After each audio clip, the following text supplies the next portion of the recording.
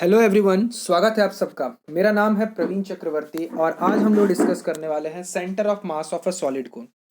Previous lecture में हमने discuss किया था centre of mass of a hollow cone. I hope आपने वो वीडियो देखा होगा और समझा होगा। कोई भी दिक्कत रहे कमेंट सेक्शन खुला हुआ है, आप वहाँ जाके पूछ सकते हैं, ठीक है। तो देखिए आज का जो डिस्कशन है वो है सॉलिड कोन के बारे में। तो सॉलिड कोन में क्या है और हॉलो कोन में आपको यही अंतर है कि सॉलिड कोन में जो सारा मास होता है उसके पूरे एंटायर वॉल्यूम पे डिस्ट्रीब्यूट होता है, ठीक है।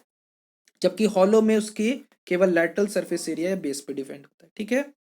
तो अगर हम लोग बात करते फिर से वही कंसिडर करना बिल्कुल सेम, अगर आपने पिछला वीडियो देखा हुआ तो आपको बहुत आसानी से समझ में आ जाएगा।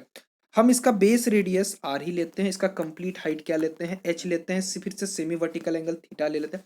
हालांकि कोई यहाँ जरूरत नहीं पड़ेगी उसकी।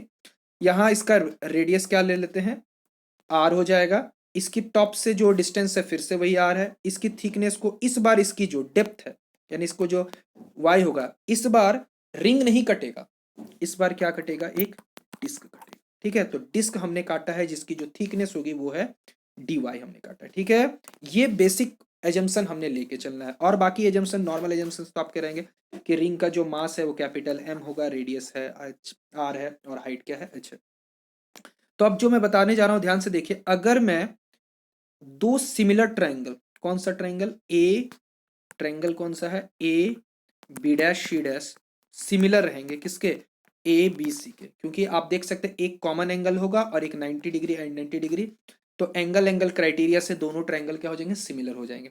और जब सिमिलर होंगे तो उनके साइड्स के रेशियो भी क्या रहेंगे, सेम रहने वाले हैं। खैर उतना कुछ करने नहीं जाएंगे, हम सिंपल ट्रिगोनोमेट्री लगाएंगे। और अगर हम ध्यान से देखते हैं, अगर हम इस छोटे वाले ट्रायंगल को देखते हैं तो देखिए मैंने यहाँ लिखा हुआ है टेन थीटा बराबर R by Y base, sorry tan theta बराबर क्या, P by B, perpendicular by base. तो आर बाई वाई हो जाएगा। और अगर हम बड़े वाले को देखते हैं तो वो आर बाई एच हो जाने वाला है, क्लियर है। तो यहां से जब हम आर लिखेंगे, जो स्मॉल आर है उसको हम क्या लिख रहे हैं, देखिए ध्यान से, आर वाई बाई एच हो जाने वाला है, क्लियर है। अब समझने वाली बात यह है कि वॉल्यूम जो है, वॉल्यूम ऑफ द कोन आपको पता है 1/3 पाई आर स्क्वायर एच होता है। जो भी कोन का वॉल्यूम है, ठीक है, कोन का जो वॉल्यूम है वो क्या है, कोन का जो वॉल्यूम है वो कहाँ होता है, उसके मास पे, कोन में सॉरी उसका जो पूरा मास है उसके वॉल्यूम पे डिस्ट्रीब्यूट होता है, ठीक है। तो अगर वॉल्यूम v है तो इसका मास क्या है, m। एक पे कितना होगा, m बाई वी होगा, ठीक है। वॉल्यूम अगर v है, पूरा का पूरा वॉल्यूम अगर ये वाला है 1/3 पाई आर स्क्वायर एच, तो उसका मास क्या m है, तो एक के लिए क्या होगा m बाई वी। तो अगर हम लोग यहाँ छोटा सा वॉल्यूम dv लेते हैं, यहाँ da मैंने लिख दिया, आप इसे dv कर लीजिएगा। तो dv वॉल्यूम पे छोटा सा जो एलिमेंट्री डिस्क हमने कंसिडर किया उसका वॉल्यूम अगर dv होता तो उसका मास कितना हो जाता, आप देख सकते हैं यहाँ पे m by V into D V, M by V into D V is equal to, हम इसे डीएम बोलते हैं। अब आप v का वैल्यू ये वाला यहाँ पुट कर दीजिए, कितना हो जाएगा देखिए ध्यान से, m by pi R square है, 3 ऊपर चला जाता है तो 3m pi R square H और dv हो जाता है। यानी अब हमें पहले वाले की तरह dv निकालना है, पहले हमने da निकाला था हॉलो कोन के लिए, अब dv निकाल रहे हैं, ज्यादा डिफरेंस नहीं है। तो dv कैसे निकालेंगे, देखिए ध्यान से, अगर हम इस डिस्क को ध्यान से देखते हैं तो dv क्या होगा, ध्यान से देखिए, ये बिल्कुल एक सिलेंडर की तरह दिख रहा है, base area into height, area into height. अगर ये ध्यान से देखिए, अगर हम इसका कलर थोड़ा चेंज कर लेते हैं, अगर हम इसका रेडियस r मानते हैं और इसका हाइट जो था dy, तो इसका ऊपर वाले का जो सर्कल होता है उसका एरिया पाई आर स्क्वायर और इसका y हो जाता dy, ठीक है।